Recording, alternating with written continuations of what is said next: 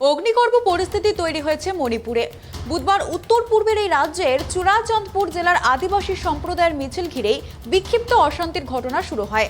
মণিপুরের সংখ্যাগরিষ্ঠ মেহতেই সম্প্রদায়ের তপশিলি জনজাতিভুক্ত করার দাবির বিরোধিতা করেই মিছিল করে all tribal student union Manipur.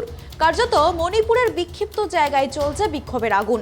এই পরিস্থিতিতে মুখ্যমন্ত্রী এন বীরেন সিং এর কথা বললেন কেন্দ্রীয় স্বরাষ্ট্রমন্ত্রী অমিত শাহ।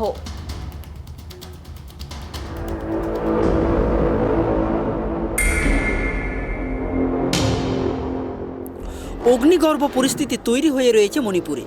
এদিকে পরিস্থিতি নিয়ন্ত্রণে আনতে বড় পদক্ষেপ নিলেন মণিপুরের রাজ্যপাল টি রঞ্জিত সিং।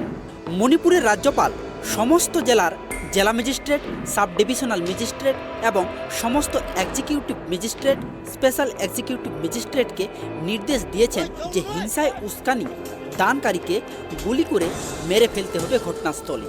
রাজ্যে সেনা ও আসাম রাইফেলস মোতায়েন করা হয়েছে। ইতিমধ্যে কেন্দ্রীয় স্বরাষ্ট্রমন্ত্রী অমিত শাহ মণিপুরের মুখ্যমন্ত্রী এন বীরেন সিংয়ের সঙ্গে কথা বলেছেন। মণিপুরের পরিস্থিতির অবনতি হওয়ায় সেনাবাহিনী ও আসাম রাইফেলসের 55টি সেনার দল মোতায়েন করা হয়েছে এবং অতিরিক্ত আরও 74টি সেনার দলকে প্রস্তুত থাকতেও বলা হয়েছে মণিপুরে। মণিপুরের পরিস্থিতি প্রতিরক্ষা মন্ত্রকের এক মুখপাত্র বলেন, হিংসা কবলিত এলাকাগুলো থেকে এখনও পর্যন্ত 9000 মানুষকে উদ্ধার করে নিরাপদ আশ্রয় দেওয়া হয়েছে।